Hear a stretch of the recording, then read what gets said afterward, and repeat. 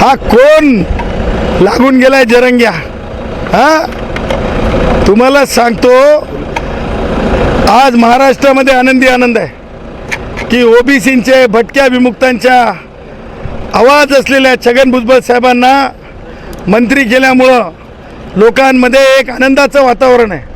आणि मला असं म्हणायचं आहे की ज्या कारणासाठी ह्या लोकांनी टार्गेट केलं होतं आणि भुजबळ साहेबांना राजीनामा द्यावा लागला होता, परंतु आज पुनश्च भुजबळ साहेब जे आहेत पदावर आलेले आहेत, त्याच्यामुळं वाडी तांड्यावर, त्याचबरोबर भटक्या विमुक्तांमध्ये, त्याचबरोबर मागासांमध्ये, त्याचबरोबर खुल्या विचारांच्या लोकांमध्ये, प्रभू श्रीरामांना मानणाऱ्या लोकांमध्ये, भगवान बाबांना मानणाऱ्या सगळ्यांमध्ये जे आहे आनंदाचं वातावरण निर्माण झालेलं आहे.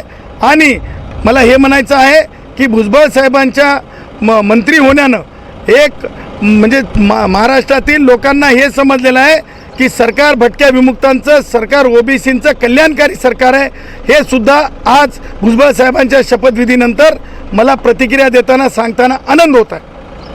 अजित पवार पाठराखण करत आहेत अशा मंत्र्याची जरांगे बी म्हणत. हे पहा, जरंग्या हे भुकायला निघालेलं आहे. जरंग्या हे भुकायला निघालेलं आहे. जरंग्याला मला हे म्हणायचं नाही की कोणी किती हाडकं टाकले, परंतु एक घरं ओळखण्याची एक मर्यादा असते. जरंग्या, तुला सांगायला लागलो, मी तर जालन्यात येऊन गेलो, पण बंबईच्या शिवामध्ये तू आला नव्हतास.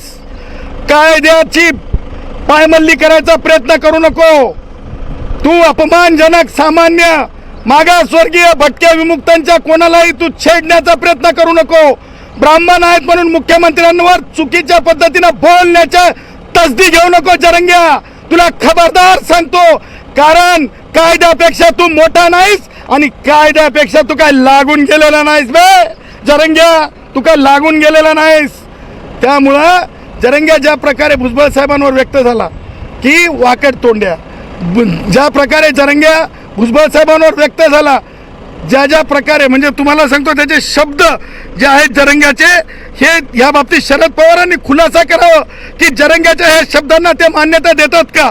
भुजबळ साहेबांना तो जो आहे वाकड्या तोंडाचे म्हणला, भंगार म्हणला, जातीवादी म्हणला. शरद पवार उत्तर द्या, कोण पाठराखण करतंय? राष्ट्रवादी काँग्रेसचे पुढारी वयोवृद्ध पुढारी शरद पवारांना याच्यावर बोलावं लागेल. उद्धव ठाकरेला याच्यावर बोलावं लागेल. याचा बोलवते धनी कोण आहेत हे आता लोकांना कळून चुकलेलं. ही भाषा कुणाची आहे? अशा प्रकारची भाषा अगोदर महाराष्ट्रात होती का? त्यामुळं जरंग्याला मला म्हणायचं नाही की कोण हाडं टाकतंय, परंतु जरंग्या मात्र नक्की भुकतंय. आणि हे भुकणं जे जरंग्याचं आहे ना, ते आता येणारी जी निवडणूक आहे, कोणती जी महानगरपालिकेची निवडणूक आहे, स्थानिक स्वराज्य संस्थेच्या निवडणुका आहेत, त्या निवडणूक हे जरंग्याकडे दिलेलं टार्गेट आहे. आणि त्या टार्गेटमध्ये जरंग्या म्हणजे हे पॉलिटिकल जिहादी बनलेला आहे. जरंग्या म्हणजे पॉलिटिकल जिहादी बनलेला आहे, त्याच म्हणजे कट्टरपंथी आणि गलिच्छ विचाराचा. कारण तोच माणूस एखाद्या एवढ्या ज्येष्ठ श्रेष्ठ माणसाला अशा प्रकारचं वक्तव्य करू शकतंय. त्यामुळे त्याचा जेवढी निंदा करावी, जेवढा निषेध करावा तेवढा कमी आहे. महाराष्ट्र आनंदात आहे. माननीय उपमुख्यमंत्री जे आहेत अजितदादा आणि माननीय उपमुख्यमंत्री एकनाथरावजी शिंदे, माननीय मुख्यमंत्री देवेंद्रजी यांनी घेतलेल्या निर्णयाबाबत सामान्य वाडी तांड्यातला सर्व माणूस अति आनंदी आहे. अति आनंदी आहे की भटक्या विमुक्तांचं, ओबीसींचं हे सरकार आहे. परंतु एक लक्षात घ्या, भुजबळ साहेब मंत्री आहेत, परंतु भुजबळ साहेब कधी सुद्धा आपली भूमिका बदलत नसतात. मंत्री असताना सुद्धा त्यांनी असंविधानिक आरक्षण देता येणार नाही मराठ्यांना, टक्केवारीच्या पुढे खुल्या वर्गावर अन्याय करता येणार नाही. त्याचबरोबर ज्या नोंदीच्या आधारे आरक्षण दिलं जात होतं, त्या नोंदींना सुद्धा विरोध केला. आणि मला अपेक्षा आहे भुजबळ साहेब पुन्हा आपल्या भूमिकेशी ठाम राहतील. आम्ही ठाम आहोत, कारण इथला जो ब्राह्मण आहे तो ब्राह्मण सुद्धा नागरिक आहे. इथला वैश्य, इथला कोमटी जो खुल्या वर्गातला आहे, त्या खुल्या वर्गावर अन्याय होऊ नये, टक्केवारी जास्त होऊन आरक्षणाची, ही भूमिका जी भारताचे संविधानाचे निर्माते डॉक्टर बाबासाहेब आंबेडकरांची आहे. त्यामुळे सरकार नक्की काळजी घेईल. भुजबळ साहेब नक्की आपल्या भूमिकेवर ताठर राहतील. आणि आम्ही सुद्धा नोंदीवरलं आरक्षण ओबीसीतलं देऊ देणार नाहीत. आणि 10% आरक्षण मराठा भावांना मागास नसल्यामुळे देता येणार नाही. साहेब, बीडमध्ये जे आहे ते अजितदादा पालकमंत्री आहेत, मात्र ज्या पद्धतीनं मारहाणीच्या घटना समोर काय वाटतं? बघा, अजितदादाच्या बाबतीत सांगायचं झालं तर ते कडक प्रशासनिक आहेत. त्यामुळं बीडला बदनाम करू नका, बीडला बदनाम करू नका, बीडला बदनाम करू नका. पोलीस ज्यावेळेस तपास करत असते तर पोलिसांना तपास करण्याची एक संधी असायला हवी. त्यापूर्वीच आमचा धसला लय खसखस आहे. त्यांनी एवढं तर लक्षात ठेवलं पाहिजे की एखाद्या मुद्द्याला आपण बोलताना आपण सर्वोच्च न्यायालयाने काय सांगितलेलं आहे, धिंड काढा म्हणतंय. मला तुम्हाला सांगतो, सर्वोच्च न्यायालयाने आरोपींची धिंड काढण्यावर सुद्धा आक्रमकता दाखवलेली आहे की तशा प्रकारचं कृत्य करता येणार नाही.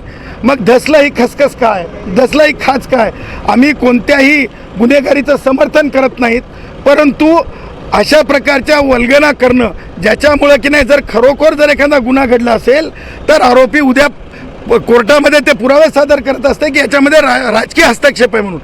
आणि म्हणून मला हे म्हणायचं आहे की ज्या प्रकारे तातडीनं आरोपींना अटक होणे, ज्या प्रकारे म्हणजे जो विक्टीम आहे त्याच्या बाबतीमध्ये विचारणा करणे, पोलिसांनी तातडीने तपास करणे, जलद गतीनं तपास करणे हे होत आहे. मला हे सांगा, हे धस असेल किंवा अंजली दमानिया असेल किंवा आणखीन जे त्यांच्यासोबतचे सो कॉल्ड आहेत ते कधी माऊली सोटच्या बाबतीत बोललेत का? तुम्हाला सांगतो, व्यवसायातून राजकारणातून भांडणं होणं हे सर्वश्रुत आहे, जगामध्ये आहे. परंतु लक्षात घ्या की माऊली सोटचं मराठा पोरीवर प्रेम केल्यामुळे ती हत्या झालेली आहे. त्या हत्येच्या बाबतीमध्ये कधी म्हणले का फास्ट ट्रॅकला न्या? त्या हत्येच्या बाबतीत म्हणले का शिंदे आणि जाधव कोणत्या जातीचा तपासलं का?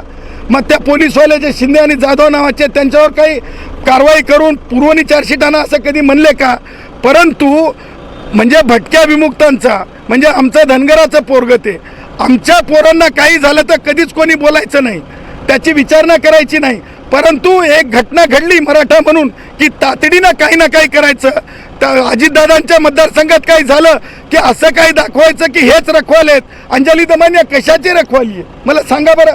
तिच्याकडे कोणतं खातं कुणी दिलेलं आहे? हे सगळे की नाही, मला असं वाटतंय, मला कुणाला किराये के टट्टू म्हणायचं नाही, परंतु एक सामान्यपणे मन आहे, किराये के टट्टू असतात ना, हे किराये के टट्टू किराया घेऊन हे सगळं करत असतात. साहेब, भूषण गवई सरन्यायाधीश झाल्यानंतर पहिल्यांदा महाराष्ट्रात आले, पण त्यांचा प्रोटोकॉल पाळला झाला नाही, त्यांनी खंत व्यक्त केली. वकील म्हणून काय वाटतं तुम्हाला? मला असं म्हणायचं आहे की ह्या बाबतीमध्ये सन्माननीय मंत्री श्री बावनकुळे साहेब हे माननीय मुख्य न्यायमूर्ती भूषण गवई यांच्याशी बोललेले आहेत. सरकारची भूमिका त्यांनी स्पष्ट केलेली आहे. आणि त्याही पुढे जाऊन मला असं वाटतं आहे की जपान ह्या देशामध्ये ज्यावेळेस मी दौरा केला, मी जयश्री पाटील आम्ही, त्यावेळेस आम्ही तिथे ज्युडिशरी पाहिली. तर त्यावेळेस सरन्यायाधीश तिथले आपलं काम संपवल्याच्या नंतर बाहेर येतात आणि ते स्टेशनपर्यंत फक्त कारनं जातात आणि तिथून कोणतेही लवाजमा ते वापरत नाहीत. मला असं वाटतं ते एक भाग आहे. आणि दुसरा भाग आहे की जे आत्तापर्यंत आपण इतर सन्माननीय न्यायमूर्तींना जे हे दिलेले आहेत, प्रोटोकॉल दिलेले आहेत, ते सरकारनं सांगितलं यापुढे ते प्रोटोकॉल देण्यात येतील. त्यामुळे मला असं वाटतं की तो विषय संपलेला आहे. देश विदेशातील प्रत्येक घडामोडींचे लाईव्ह अपडेट मिळवण्यासाठी आता साम टीव्हीच्या सर्व सोशल मीडिया प्लॅटफॉर्मला लाईक, फॉलो आणि सबस्क्राईब करा. तसंच सर्व नोटिफिकेशनसाठी बेल आयकॉन प्रेस करायला विसरू नका.